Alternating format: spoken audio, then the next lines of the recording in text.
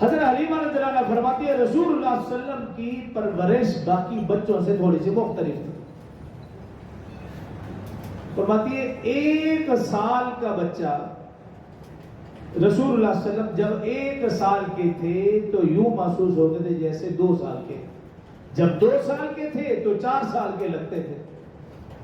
فرماتی ہے جب رسول اللہ صلی اللہ علیہ وسلم 3 مہینے کے تھے آپ نے بیٹھنا شروع فرمایا. جب آپ 9 مہینے کے تھے آپ نے چلنا شروع فرمایا.